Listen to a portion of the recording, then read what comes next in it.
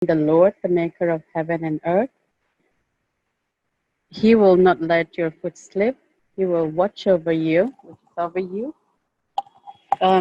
He who watches over you will not slumber. Indeed, he who watches over Israel will neither slumber nor sleep. The Lord watches over you, and the Lord is your shield, and your at your right hand. The sun will not harm you by day, nor the moon by night. The Lord will keep you from all harm. He will watch over your life. The Lord will watch over your coming and going, both and now and forever. More. Amen. So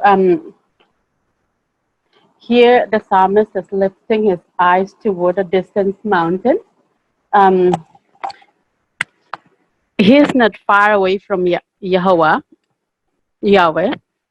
However, the point is wonderful here, that he understood that he need to come under God's protective care, and he because he knows that God, the creator of heaven and earth, will be the one who would protect him, and he would be the helper.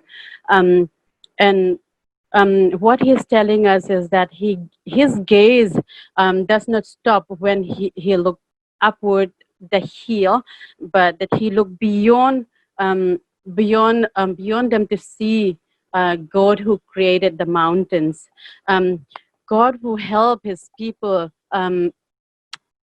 by establishing them in a firm place to stand, that he will not allow our foot to be moved, that he would always be the one protecting us. The foundation in which we stand, the foundation that cannot be moved, that cannot be shaken.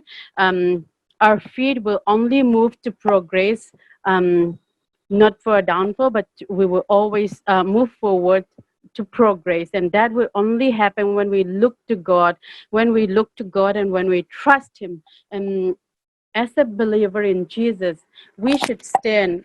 We stand in grace. We stand in the gospel. We stand in courage and strength. We stand in faith. We stand in Christian liberty. We stand in Christian unity. We stand in the Lord, and we will stand perfect and complete in the will of God. And the psalmist here is so absorbed in the thought that his keeper, that he barely name any danger, because he feels that there is no danger, because he is so much gazing on the Lord, the Creator, who made the heaven and the earth here. And Jehovah is the keeper of Israel during the night, that he watches over Israel, and he is never overtaken with sleepiness or slumbering, because God watches over his people as a watchman watches over the city.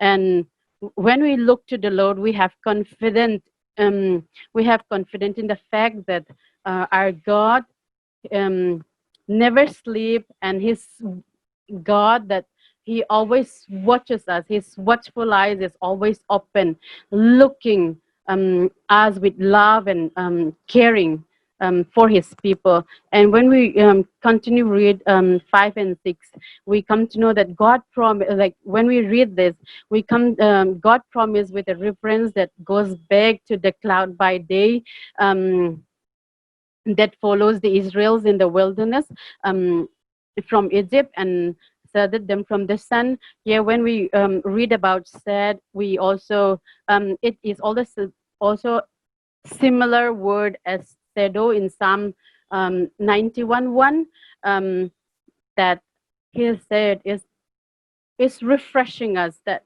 said or shadow is refreshing us, or that helps us, that protect us by and then that helps us by his power from all the enemies, that no fear, no concern, if we know that Yahweh is our protector, then we have no fear in anything, that the Lord is our covering, that he preserves us when we go out and when we come in. um, the promises in is comprehensive that God's people, when we trust in the power for our daily activities and everything that we do, when we go out, when we come in, and every time, when we know that He is there for us, and then He is, that we should trust Him all time, from this time forward and forevermore. When we trust God, we should trust God because we know that He is God who would protect us. And when we go out in in youth to begin our day, uh, our life, or when we come in at the ending of our life, we would experience um, the same keeping, that God will keep us. He would protect us. He would protect His children. He would protect, and that He would cover us under His wings.